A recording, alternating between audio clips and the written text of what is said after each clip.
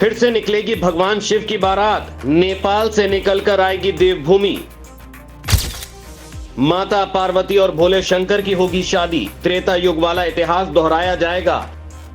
रोटी बेटी के रिश्ते और होंगे मजबूत, भोले की शादी में शामिल होना जरूर। शास्त्रों में भगवान शिव की बारात के बारे में पढ़ा होगा आपने, कई टीवी सीरियल में भी भगवान शिव की बारात को देखा गया है। अब सच में अपनी आंखों से शिव बारात देखने का वक्त आ गया है। बकायदा भगवान शिव की बारात वहीं आएगी जहां पर माता पार्वती के साथ उनका विवाह हुआ था, और भगवान शिव भी वहीं से आएंगे जहां से वो बारात लेकर निकले थे। ये पूरी तैयारी इस समय उत्तराखंड में चल रही है, यानी भगवान शिव और माता पार्वती की शादी में शामिल हो सकते हैं। आस्था को मनाने वालों के लिए ऐसा मौका कभी किसी को नहीं मिलेगा। जो चाहेगा वो इस बारात में शामिल हो जाएगा। भगवान की शादी में शामिल होने का ये मौका कलयुग में मिल रहा है।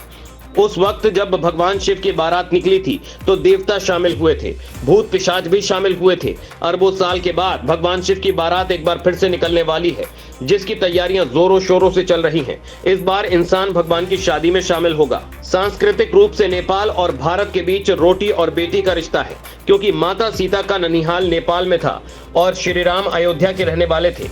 इसी रोटी और बेटी के रिश्ते को निभाने के लिए नई पहल शुरू होने जा रहा है, जिसके लिए देवभूमि को चुना गया है, जहां भगवान शिव और माता पार्वती की शादी हुई थी।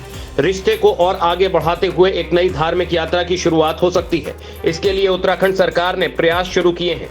नेपाल के पशुपतिनाथ मंदिर से भगवान शिव की बारात उत्तराखंड के त्रियुगी नारायण मंदिर में आएगी।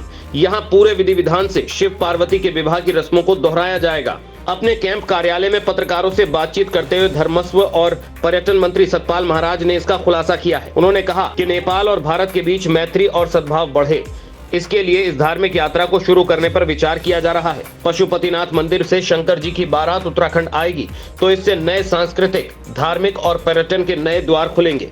दोनों देशों के रीति रिवाज और सांस्कृतिक सद्भाव बढ़ेगा। उन्होंने बताया कि इसके लिए ब्राह्मणों और तीर्थ पुरोहितों से बातचीत की जा रही है। नेपाल सरकार से भी इस यात्रा को लेकर अच्छा फीडबैक मिला है। सतपाल महाराज ने इस कार्यक्रम को लेकर बताया कि कैसे आयोजन हो सकता है।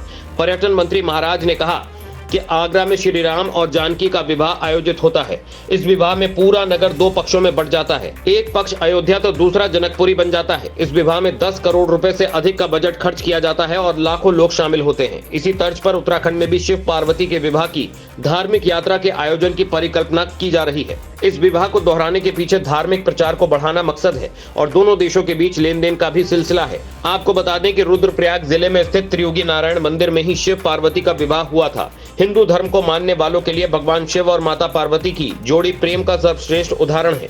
यही वजह है कि लोग इस मंदिर में विवाह कर उनसे आशीर्वाद लेना चाहते हैं। ऐसा माना जाता है कि इस मंदिर का निर्माण 8वीं शताब्दी में आदि शंकराचार्य ने कराया था, जबकि पशुपतिनाथ ज्योतिर्लिंग नेपाल के काठमांडू में स्थित है, जो हिंदुओं की आस्था का एक बड़ा केंद्र है। और वहां से बारात एक बार फिर निकलेगी और उत्तराखंड के त्रियुगी नारायण मंदिर आएगी।